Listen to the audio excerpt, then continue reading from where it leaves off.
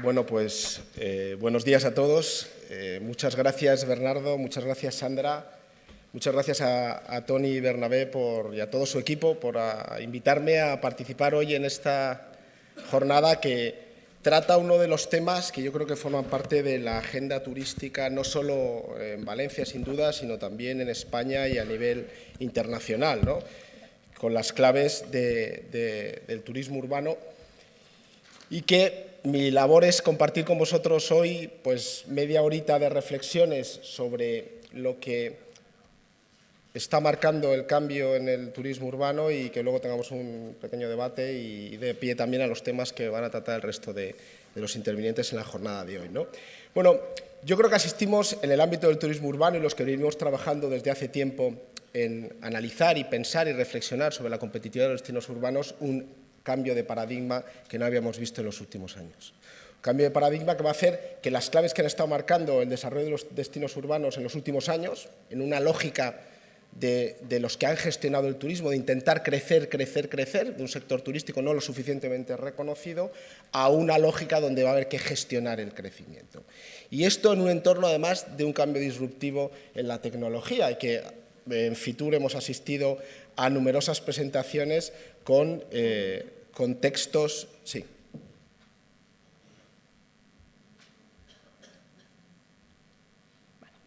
¿No se veía o qué? Vale. Bueno, pues ahora, vale, bueno, pues con un cambio, como os decía, de paradigma y que tiene que ver con que las cosas que han estado marcando el turismo urbano y cómo hemos estado respondiendo los actores que participamos en el clúster de actividades turísticas está cambiando radicalmente. Uno, como os decía, por el cambio disruptivo que significa una serie de nuevas tecnologías que están impactando ya sobre el sector turístico, están impactando ya sobre el turista, está impactando sobre cómo el turista se relaciona con el destino y que, sin duda, en los próximos años va a marcar extraordinariamente la realidad de los destinos turísticos urbanos en el mundo y que no podemos obviar, ¿no? La inteligencia artificial, la robótica, el Internet de las cosas, el Big Data y la telepresencia lo que hacen es marcar un escenario con una serie de cambios disruptivos de un calado que no estamos hoy en día incluso preparados para entender. Solo dos reflexiones de dos estudios muy recientes. En 2030, el 30% de los puestos de trabajo que conocemos hoy van a estar prestados por robots y en 2030 el 30% de puestos de trabajo que existirán todavía no los conocemos hoy, para que nos hagamos una idea de la profundidad de este cambio. Probablemente no sé si será tan radical o menos radical, pero lo cierto es que nos enfrentamos a un cambio con una capacidad de transformación enorme y que, como decía, la semana pasada en Fitur hemos visto muchas presentaciones ya de integrar esos elementos disruptivos de la tecnología en la gestión de empresas y de destinos turísticos. Pero lo que no podía hablar del cambio de paradigmas, hacer esa reflexión que no voy a volver a repetir en gran medida porque no sabemos todavía hacia dónde se van a dirigir esos cambios. Pero sin duda un elemento que va a formar parte de la agenda turística, que lo está haciendo ya, es el extraordinario crecimiento de la demanda esperado para los próximos años. Cualquier estadística que se publique que tenga que ver con cómo las personas vamos a comportarnos en nuestros hábitos de vida, identifica en la multiplicación de los viajes un elemento creciente exponencialmente para los próximos años. Y estos son datos de la OCDE y de Naciones Unidas, un crecimiento explosivo de la clase media, fundamentalmente procedente de los países asiáticos, donde en 2020 se espera que haya 3,2 mil millones de personas con ganas de viajar, con un nivel de renta suficiente para hacerlo, procedente, como digo, fundamentalmente de Asia, de los grandes países asiáticos, China, India fundamentalmente, y en 2030 4,9 millones. En nuestros mercados más próximos, esos que conocemos, una multiplicación de los viajes asociado a la jubilación de buena parte de esa población que ya nos conoce y que quiere seguir viajando, tiene salud para hacerlo y que se va a multiplicar igualmente. La propia industria del transporte aéreo, las previsiones que tiene hoy IATA reflejan un crecimiento exponencial del número de pasajeros aéreos. En 2016 se transportaron 3,8 mil millones de pasajeros aéreos y en 2035 IATA está esperando 7,2 mil millones, es decir, casi duplicar el número de pasajeros aéreos, y lógicamente eso se refleja en el número de viajes, de tal manera que las perspectivas que las estimaciones de la Organización Mundial del Turismo tiene es que los viajes internacionales con los que se cerraron el año 2011, 1.000 millones de viajes internacionales, en apenas otros 20 años se van a duplicar. Porque hemos tardado en hacer 1.000 millones de años, que han sido 1.000 millones de viajes que han sido del año 2010, se va a multiplicar por 2 en apenas 20 años. Y esto introduce un nuevo paradigma, porque el sector turístico en general no va a tener problemas de demanda. Y esto, lógicamente, a los que trabajan en el sector turístico es muy positivo, ¿no? Ya le gustaría a muchos sectores de actividad económica el tener la posibilidad de elegir entre ese crecimiento de demanda. Y en el ámbito de las ciudades, y en el ámbito de esos centros históricos, de esos lugares de atractivo turístico, este crecimiento de la demanda turística se va a ver además afectado por el propio proceso de urbanización, que es un proceso imparable que se viene produciendo en toda la humanidad, donde las personas queremos cada vez vivir más en las ciudades y sobre todo queremos disfrutar de esos entornos culturales, patrimoniales, de oferta comercial, etc. En España, las previsiones de Naciones Unidas es que en el año 2050 el 86% de la población vivirá en ciudades y, por tanto, la ciudad, desde el punto de vista turístico e incluso desde el punto de vista residente, y los centros históricos de las ciudades, sus lugares de atractivo, van a ser los grandes polos de atracción de población. Y esto hay que gestionarlo, porque esto introduce un reto extraordinario. Porque al final son los grandes espacios de calidad de vida donde las personas quieren disfrutar no solo de esas experiencias, sino también de la residencia, que es lo que los hace únicos. Y esto es el punto central de la agenda, me atrevería a decir, no turística, sino urbana de las ciudades para los próximos años. Y en España nosotros hemos seguido desde este tour este fenómeno intentando medir esa presión turística creciente, que además se ha traducido en algunos puntos en episodios de contestación ciudadana. ¿Quiénes son los que están detrás de este aumento en la presión turística, siendo conscientes de que en gran medida buena parte de los actores turísticos no han crecido exponencialmente, como refleja ese aumento de la presión turística, ¿no? Y bueno, y aquí vais a ver lo que son las estadísticas en este caso, de llegada de cruceros. Hay un debate sobre el efecto de los cruceros sobre la presión turística. Lo cierto es que las cifras, estos son de los 22 destinos urbanos más importantes, no reflejan un crecimiento importante de la llegada de cruceros en los últimos años. Es verdad que en determinados lugares, en determinados momentos, hay una presión importante porque confluyen varios cruceros a la vez, pero esto es más un problema de gestión, de expandir esa afluencia que de realmente crecimiento en la evolución de los cruceros. Cuando analizamos el aumento en estas mismas 22 ciudades más importantes de España del aumento de la capacidad hotelera, lo cierto es que el crecimiento ha sido a un ritmo, digamos, no especialmente alto, un crecimiento del 1,5% anual, y sin embargo, el gran elemento disruptivo, que conocéis bien porque forma parte del debate ya público sobre sus distintos efectos, no ya turísticos, sino externalidades que tiene sobre elementos tan relevantes como el acceso a la vivienda y el propio modelo urbano, es el crecimiento exponencial de las viviendas de uso turístico, es decir, de la conversión de tu propia vivienda en un alojamiento turístico. Estos son los datos de las 22 ciudades, sacados en las distintas plataformas una a una. Es probable que la cifra sea algo menor, porque lo que no podemos es ver cuáles de esas viviendas están repetidas en todas esas plataformas, pero bueno, la cifra no es lo relevante, que ya supera la oferta reglada, sino lo que es totalmente insostenible es el crecimiento exponencial. Un crecimiento exponencial que hace que cuando pones todos estos datos sobre la mesa y en el mismo gráfico se refleje ese aumento tan importante de las viviendas de uso turístico y esa capacidad de incorporar presión. Yo no me resisto a mostraros el impacto que esto tiene en la ciudad de Barcelona con el gran paradigma a través de un vídeo de un geógrafo holandés.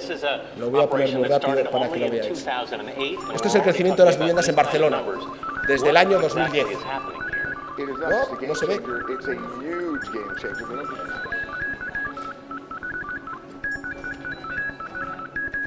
Espera, es que lo vamos a ver. Today, Airbnb is in 192 countries and over 10 million nights have been booked. Alexandra White rented a beach house this summer using the service. It's definitely a less expensive choice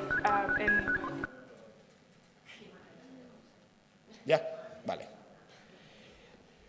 Creo que es la mejor manera de ver cómo este fenómeno está creciendo en las ciudades. Barcelona es el paradigma y esto es desde el año 2010 que entran las principales plataformas. Estos son apertura de viviendas de uso turístico en el portal Airbnb, la ciudad de Barcelona. Y eso es cómo va pasando el tiempo, estos son meses.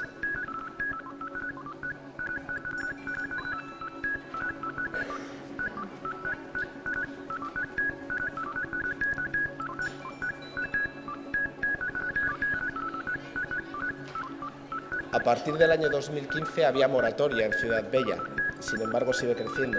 A partir del año pasado había un plan especial de alojamientos turísticos que limitaba todo el crecimiento en toda la ciudad y sin embargo sigue creciendo.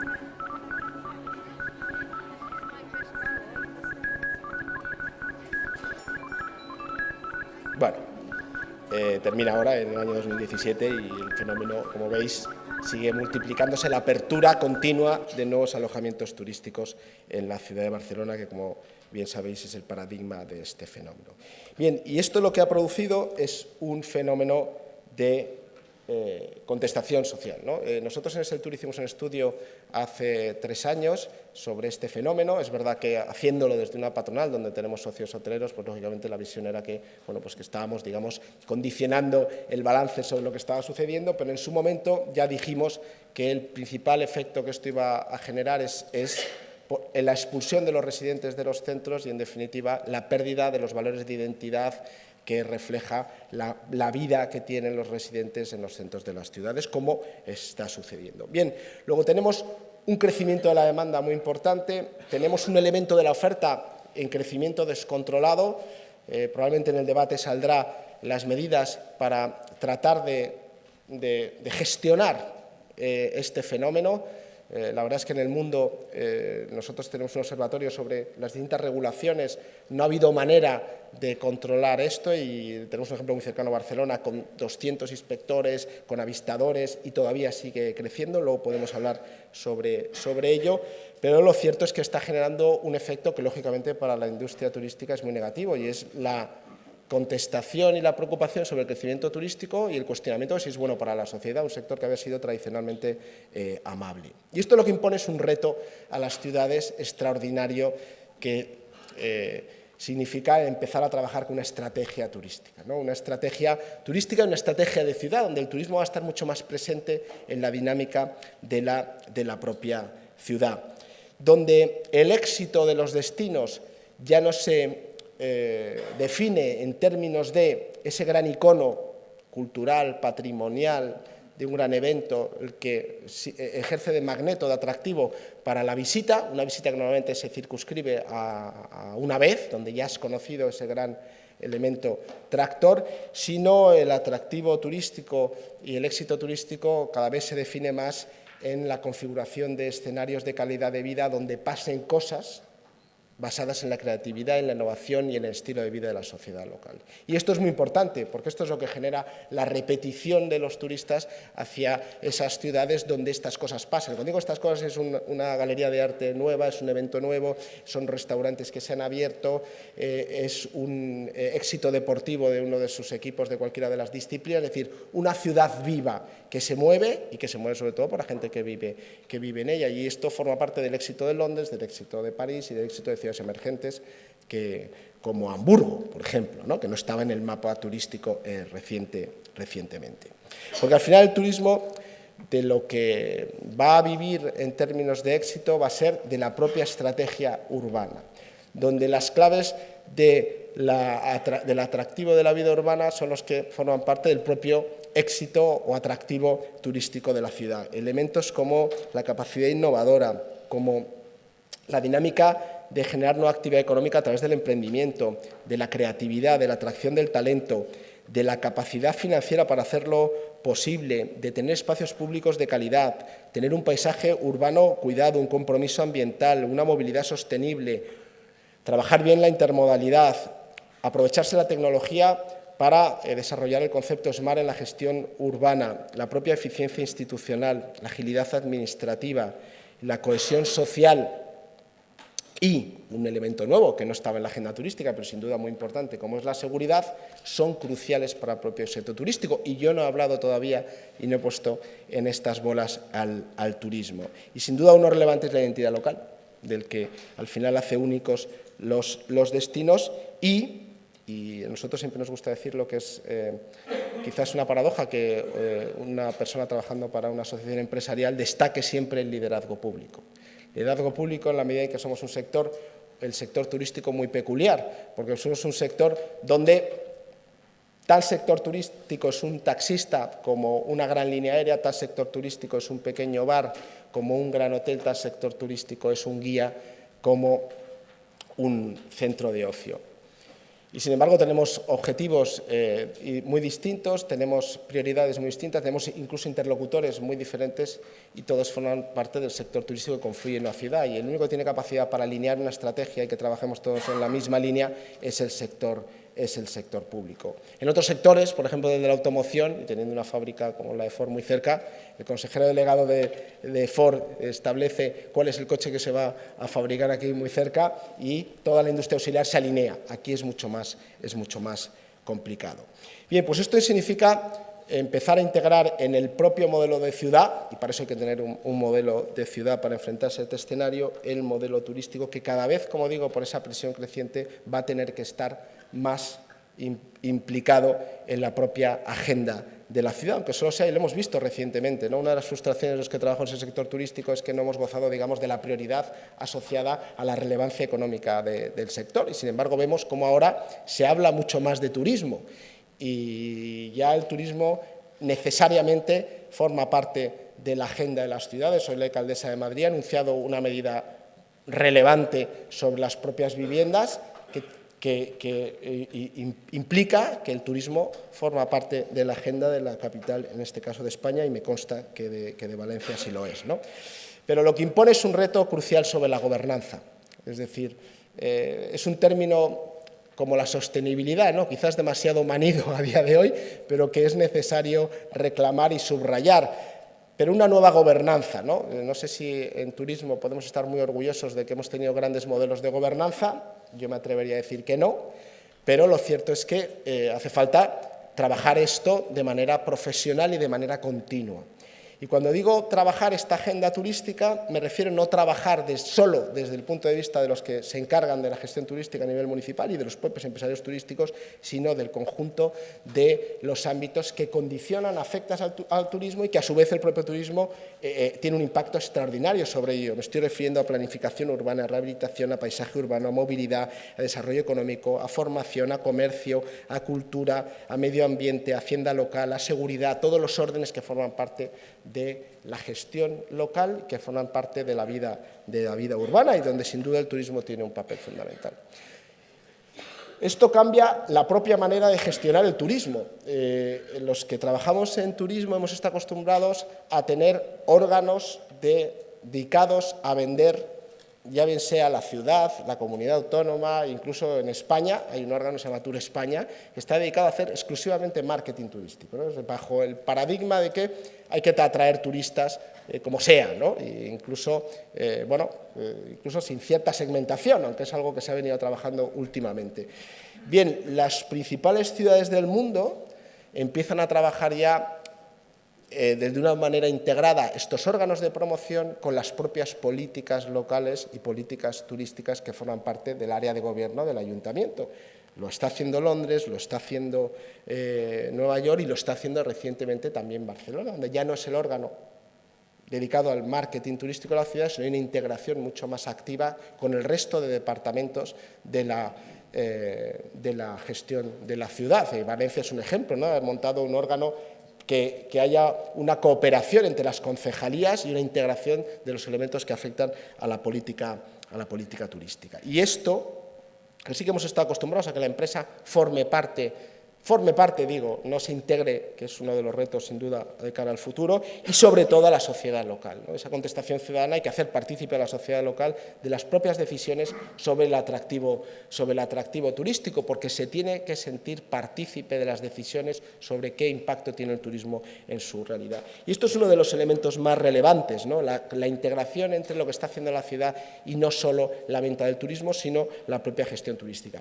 Y tenemos ejemplos de que eso ha sido así. Es decir, el Festival de Cine de San Sebastián no era una apuesta turística, era una apuesta cultural, que sin embargo se le ha sacado un rédito turístico. El Mobile Congress tampoco fue una apuesta turística, es una apuesta por tener un gran evento asociado al emprendimiento, a la dinamización de la ciudad, o el Maratón de Nueva York, ¿no? Y sin duda hay elementos de oportunidad en la que trabajar en esta línea. Pero vamos a hablar ahora, y me permitís ya las últimas reflexiones, sobre el tema crucial, ¿no? Que es el tema que tiene que ver con el crecimiento de la presión turística sobre la ciudad. Bien, de cara a afrontarlo, y hemos asistido en gran medida también a, si me permitís, a medidas un poco improvisadas, ¿no? Es decir, un poco de me llega la presión, tengo que decidir, y ya en la agenda empiezan a haber moratorias, tasas, porque es una reacción ante un problema, si me permitís, muy complejo, que no se resuelve, y ojalá fuera así, con este tipo de medidas, ¿no? Y nosotros desde el Tour pensamos que ante problemas complejos hay que afrontarlos con estrategias integrales e igualmente complejas. Y os voy a mencionar algunas de ellas sin el propósito de ser exhaustivo, ¿no? Una de ellas es tener la mejor información. Ahora tenemos la capacidad tecnológica para hacerlo.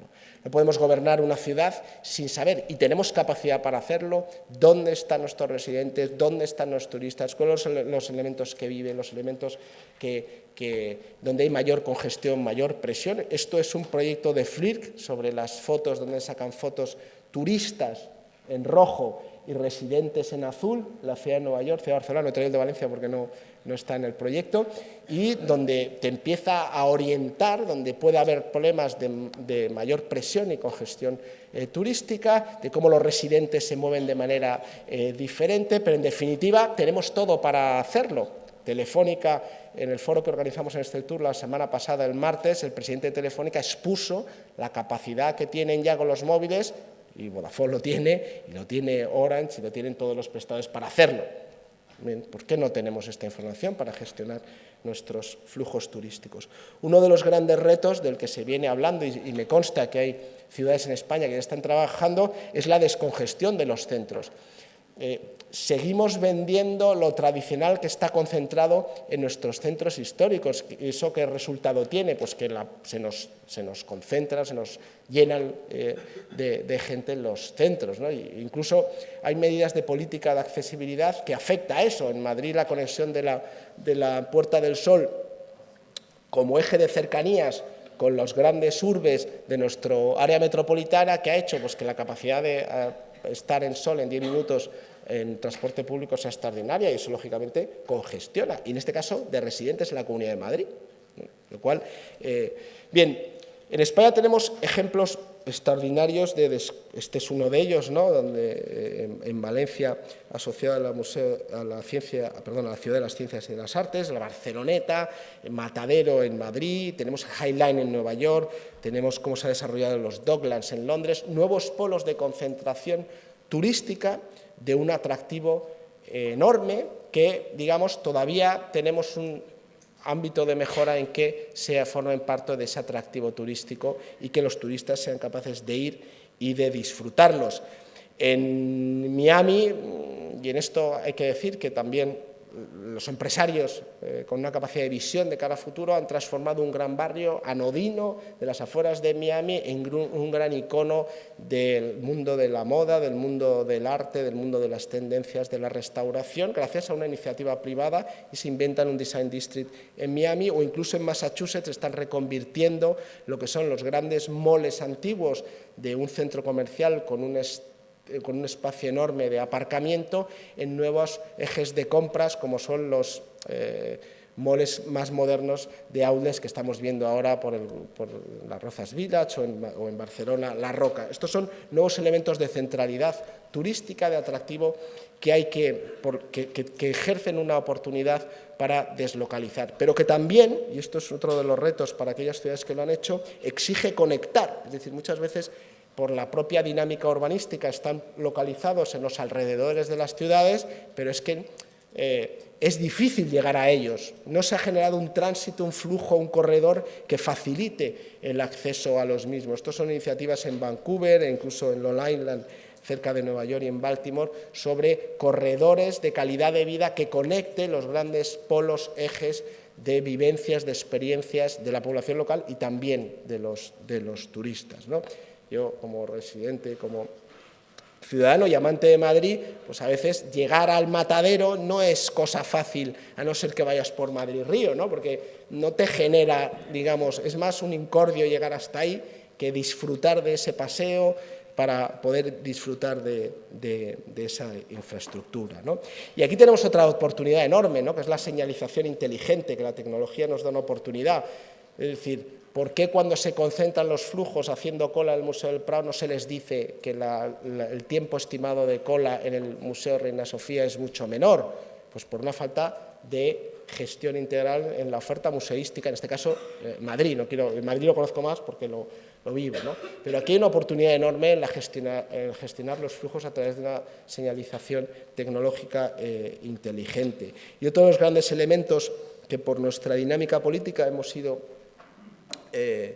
nos ha costado implementar, que es darle un área a nuestra acción de desarrollo turístico metropolitana, de lo que significa un hinterland de verdad en términos de distancia. Es decir, esto es una iniciativa de París, donde París, dentro de su necesidad también de descongestionar, pues está trabajando todo lo que es el área de influencia del Sena para que sus turistas encuentren un atractivo en disfrutarlo, descongestionen París y a la vez extiendan su estancia. No se me ocurre una ciudad española que no tenga a menos de 1 hora de distancia, con la excelente red de infraestructuras que tenemos, mucha capacidad de atracción turística a su alrededor para ponerla en valor y, sobre todo, hacerlo. Y esto es un tema crucial, ¿no? Que es la gestión de la capacidad alojativa. Está claro que tenemos un elemento de la capacidad alojativa que está descontrolado y hay una respuesta pública a intentar gestionar ese descontrol, pero lo cierto es que, en general, yo siempre digo últimamente que el reto ya no está en cuál es el debate sobre la regulación, que puede ser el que sea. Tenemos moratorias en Barcelona, hay propuestas como en Madrid de limitar un número de días en vivienda propia, que ya se ha aplicado en otros sitios, como en Ámsterdam, en San Francisco. El reto está en cómo hacerla cumplir, la que sea. Esto es un fenómeno, obviamente, que tiene una demanda en el mercado, que tiene unas implicaciones, que tiene un atractivo y, por tanto, que debe formar parte de la oferta turística con un cierto control y integrando en el modelo de ciudad para limitar sus externalidades. Pero, bueno, es que ese control, de momento, no se ha conseguido. El Gobierno de España ha aprobado que a partir del 1 de julio de este año, 2018, las plataformas van a tener que informar a la agencia tributaria sobre todo lo que se comercializa en sus sites. Bueno, pues pensamos que esto puede ser una vía si es que esa información se comunica y se comparte con el resto de municipios. Porque está en juego el atractivo local, está en juego el que los residentes sigan viviendo en los centros. Incluso algunas ciudades se están planteando medidas interesantes, que es cómo intentar vincular la población a los centros para preservar esos elementos de vida local, con políticas activas de vivienda en los centros. Y políticas activas de vivienda pública, no, digamos, para la sociedad y para los colectivos de menor nivel de renta, sino por esa sociedad dinámica, creativa, joven, que es al final lo que le da dinamismo a las ciudades y que nos permite disfrutar en nuestra querida España de un entorno mediterráneo de experiencias como esta, y sobre todo en el mes de enero con un clima como el que estamos disfrutando hoy, ¿no? Que te invita precisamente a salir a la calle. Y medidas activas también para preservar el comercio tradicional. Palma de Mallorca acaba de presentar una iniciativa muy interesante, que espero que Joana os pueda contar, de cómo desde la política pública se puede ayudar a preservar lo que son los grandes elementos de comercio tradicional, que no vas a encontrar en ningún otro lado. Y evitar situaciones como esta, y pobres los de Decathlon, porque obviamente no tengo nada contra ellos, pero en Madrid, en la zona de Fuencarral, había un mercado diferente, podrá gustar más, podrá gustar menos, que reflejaba la cultura canalla, incluso la cultura gay de los barrios más próximos, y que, sin embargo, recientemente ha sido convertido en una franquicia, no sé en este caso si es franquicia de Decathlon, ¿no? Y, por tanto, encontrarte una escenografía similar en un lugar que era realmente emblemático y diferencial. Y apostar por los productos de mayor valor añadido. En el turismo siempre recordamos la retahíla de que hay que apostar por la calidad, que es un término genérico, hay que apostar por la gente que incorpore mayor valor económico, un mejor empleo con menor impacto ambiental. Y esto es muy complicado. Y esto, al final, se basa en buscar esos turistas que aporten más. El de congresos es uno de ellos, porque sin duda está realmente demostrado su mayor nivel de gasto en destino. Incluso, y esto a lo mejor no es políticamente correcto el decirlo, incluso en las estrategias de capacidad alojativa, optar por aquellos que son capaces de atraer un turista mayor. Y como no está en España, lo puedo decir, yo si fuera alcalde de una ciudad me gustaría tener un península en mi ciudad, que es la mayor gama ahora mismo de producto hotelero en el mundo. Pero no por el hecho de tener un península, porque sé que la gente de península está mejor pagada, sé que el cliente va a venir mejor, va a gastar más en la oferta, que tiene una mayor capacidad de dinamización económica. Y tenemos también una capacidad de seguir haciendo las cosas bien en el ámbito de la puesta en valor de los recursos tradicionales. Y a mí me gusta poner este ejemplo porque uno de nuestros grandes estandartes de turismo cultural, que es el Museo del Prado, cuando entras en su página web, te dice que está abierto de lunes a sábado de 10 a 8, los domingos y festivos de 10 a 7, cerrado el 1 de enero, el 1 de mayo, el 25 de diciembre, horario reducido el 6 de enero, 24 y 31 de diciembre de 10 a 2. Y cuando lo comparas con el Empire State Building y cómo vende Nueva York un elemento emblemático, te dice, estamos abiertos todo el día, incluyendo las vacaciones, los 365 días al año, de 8 de la mañana a 2 de la mañana, y el ascensor terminará a la 1:15. Bien, parece como mucho más, digamos, claro y friendly una oferta que se venda de esta manera. Y la última reflexión tiene que ver con la accesibilidad. Tiene que ver con la accesibilidad. Es verdad que hemos aspirado a tener la mayor accesibilidad por todos los medios de transporte posibles, incluso con una apuesta por parte de algunas administraciones públicas financiando esa accesibilidad, incluso financiando la accesibilidad de bajo coste, lo cual esto sería cuestionable cuando vemos el gasto medio en destino de esos turistas que vienen en esas compañías. Pero esto se ha hecho en España, Y yo creo que es momento de empezar a apostar por una accesibilidad inteligente. A lo mejor no merece la pena tener tantos vuelos, que está bien tenerlos, sino tener los vuelos que nos conecten con los mercados más interesantes en los momentos más interesantes, ¿no? Y esto sin duda es un trabajo con las compañías aéreas, con algunas mejor que otras, ¿no? Y aprovechar esa apuesta tan enorme que hemos hecho por la alta velocidad, que muchas veces no está lo suficientemente integrada con el resto de medios de transporte. Todavía sorprende, ¿no?, que algunas de las grandes infraestructuras de alta velocidad no estén conectadas con los grandes nodos de transporte aéreo, es decir, las paradas en la T4 o en el aeropuerto del Prat en Barcelona. Sé que en el ámbito de la movilidad local, sin embargo, se están haciendo las cosas muy bien. Y por último, nosotros que lo medimos todo esto cada 2 o 3 años en un indicador y en un estudio sobre la competitividad turística, lo cierto es que, sin presentar los resultados, porque ya el tiempo lógicamente se me acaba y es momento de debate, pero lo cierto es que podríamos decir que el ámbito de mejora para que el turismo tenga más presencia en la agenda de las ciudades, para que las ciudades se preocupen más por el turismo y, sobre todo, para que las ciudades sigan trabajando intensamente en los ámbitos que son los grandes retos de cara al futuro, es enorme. Pues con esto solo me queda agradeceros vuestra paciencia y bueno, si tenéis alguna pregunta, la tenemos después. Muchas gracias.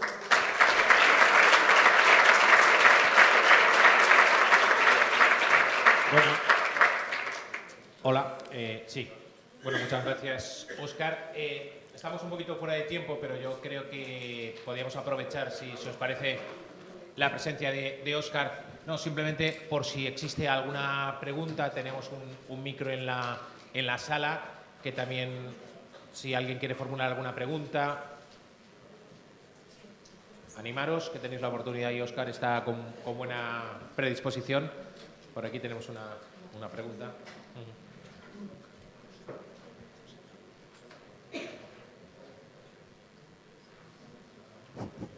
Sí, buenos días, soy Alessandro, de Guías Oficiales de Turismo de la Comunidad Valenciana.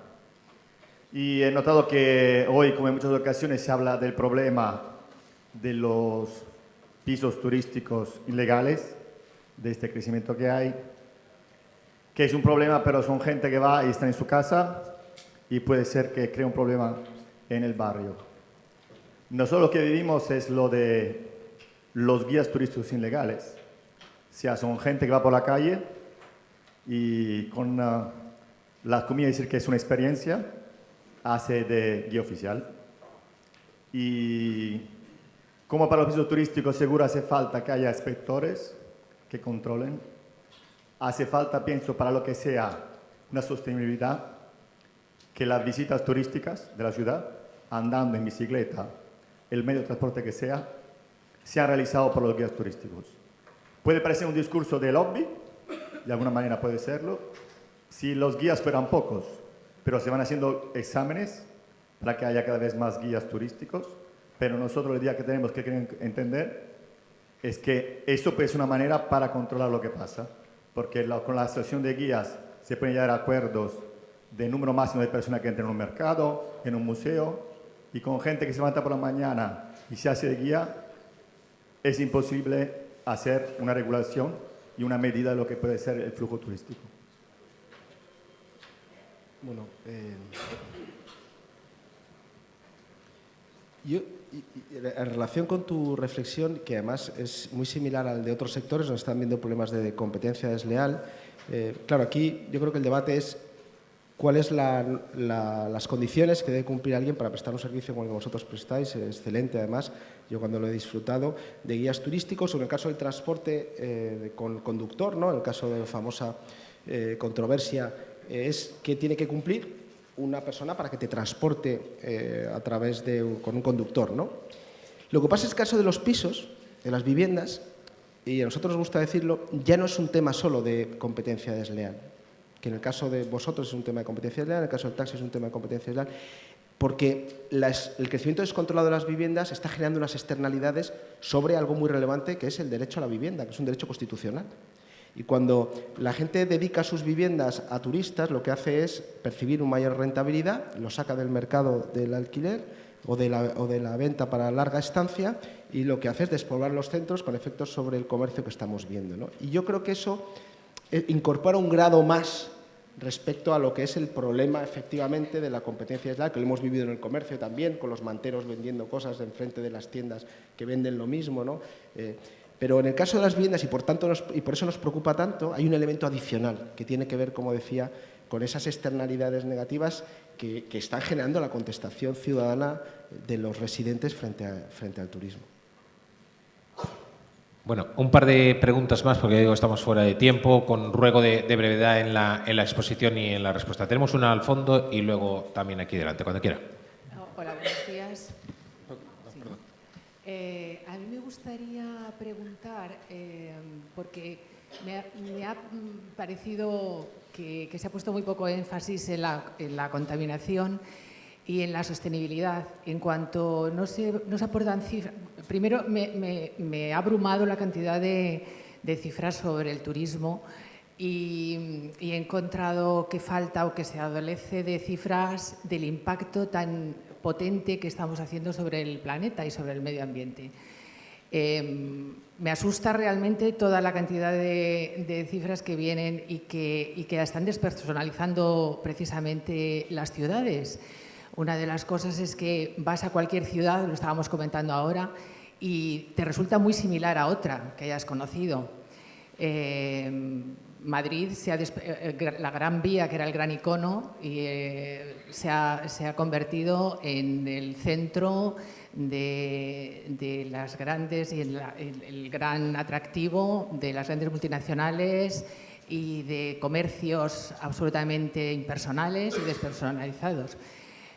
Yo siento decir esto, pero se está dando un protagonismo a bazares chinos que están despersonalizando totalmente toda la señalética y los iconos de ciudades, incluso de las poblaciones más pequeñas, ¿no? El comercio que tú apuntabas como un signo de identidad se está perdiendo. Y se está incentivando todo lo contrario, ¿no? Que venga mucha población turística. Eso es lo que queremos realmente y a pesar de que perdamos un poco, ¿no? A pesar de que perdamos quizá esa cantidad de masa ingente que viene atraídos por porque al final van a las mismas tiendas, ¿no? Hacen cola en las ciudades. Si me permite, pues le ruego brevedad por... Bueno, pues esto es, ¿no? Que si ese es el turismo que queremos y si se están tomando medidas para no terminar con los recursos del planeta. Creo que queda clara la reflexión. Muy rápido. En relación con la sostenibilidad ambiental, porque aquí la sostenibilidad siempre, ¿no?, hay que verlo desde los 3 puntos de vista, social, ambiental, y es verdad que hemos hablado más de la social, del turismo, la ambiental, sin duda es un reto, ¿no? Y es verdad que hay poca información sobre ello, sobre el impacto de la actividad turística en ello, aunque la que hay realmente no sitúa al turismo como el principal factor determinante de los indicadores ambientales, ¿no? Sobre todo emisiones de CO2, que es el más relevante, ¿no? Aunque supongo que esto es algo manejado, pero el principal elemento que emite CO2 son los prurines de las vacas y el segundo son el commuting, es decir, la gente residente yendo a trabajar, que eso genera más del 50% de las emisiones mundiales. Yo siempre en este tema, y es una opinión personal, he confiado en la tecnología, es decir, yo estoy convencido que hay unos aviones muchísimo más eficientes y la industria aeronáutica en este caso se está poniendo las pilas, como se puede decir comúnmente, para ello. En relación con el otro tema, no es que se esté incentivando un comercio desvalorizado, sino es cierto que el perfil de cliente te condiciona la demografía comercial que tienes. Y si el perfil de cliente se nos va deteriorando porque gasta más, al final emergen los comercios con menos capacidad diferenciadora, atractivo, valor, coste, como lo queramos llamar. Y eso en algunos sitios está pasando. Lo que pasa es que es muy difícil de controlar esto. Esto es muy difícil, extraordinariamente complicado, porque no se pueden poner fronteras y nadie desea poner fronteras al desarrollo turístico. Luego tendremos más tiempo. Vamos con 2 últimas preguntas. Hay aquí una petición y en el pasillo central la última y luego, si les parece, continuaremos en la mesa de rodas. Cuando quiera. Hola, buenos días. Leticia Ortega, del Instituto Valenciano de la Edificación. Quería intervenir en relación como líderes de un proyecto europeo de innovación, en el que el TUR es asociado, que es el proyecto Altereco sobre estrategias de turismo sostenible. En la anterior sesión ya intervine porque comentamos que se está haciendo una de las medidas que propusiste en tu intervención sobre descentralización. Aquí en Valencia se están proponiendo rutas de turismo alternativo a otros barrios que no son tan turísticos hoy en día, pero quería tu opinión y comentar en voz alta. Uno de los temas que estamos trabajando en el proyecto es el generar un sello de calidad de apartamentos turísticos, no basado en la gestión del apartamento turístico, que esto ya existe y toda la gente del sector lo conoce, sino un sello basado en la calidad del propio apartamento como requisito de confort térmico, confort acústico y temas que el turista de calidad demanda. El turista que tiene un mayor poder adquisitivo demanda y hoy en día no es un sector transparente.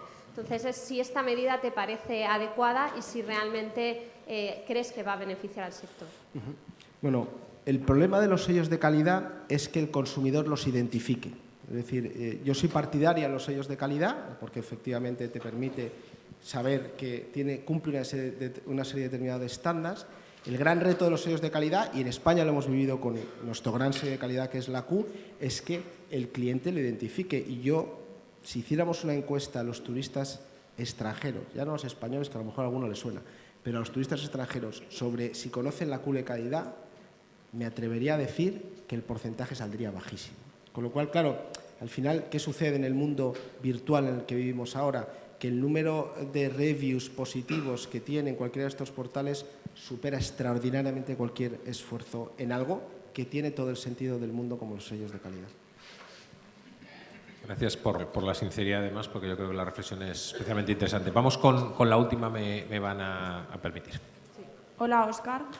Mi pregunta va en relación a la sostenibilidad y a la movilidad de las ciudades, que has comentado en la presentación que crees que Valencia está yendo por buen camino, pero la verdad es que mi opinión es muy diferente a esto.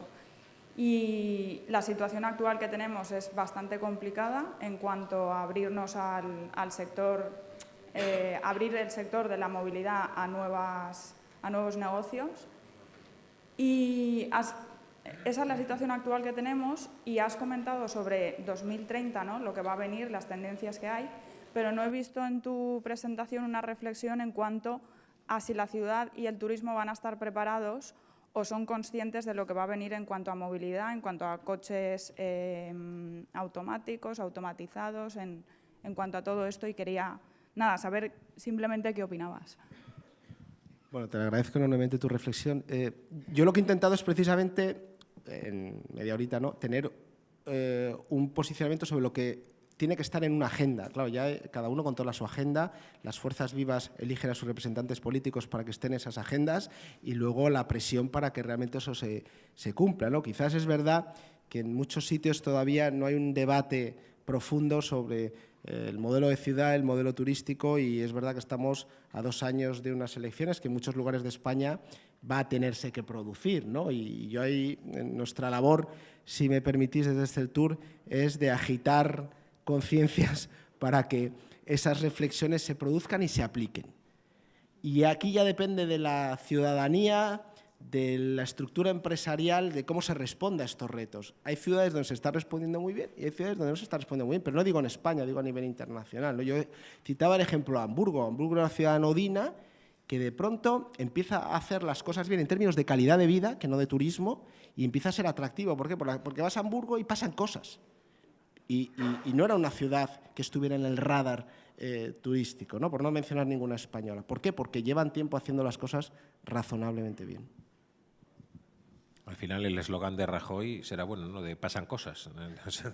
No, estamos a punto de acabar, pero yo sí que me quedo con una idea que te pedía una profundización pequeña al respecto, porque has hablado mucho del modelo de ciudad y cómo se va imponiendo el modelo turístico, pero ¿hasta dónde crees? Supongo que cada ciudad es un mundo y es muy difícil fijar límites, pero ¿hasta dónde debe implicarse ese nuevo modelo de las ciudades, el turismo? Has explicado que tiene que ser una cosa transversal, pero ¿hasta dónde condicionar el modelo de ciudad para evitar también una sobreexposición y ese rechazo del que estamos hablando? ¿Cuál sería un poco esa fórmula de equilibrio?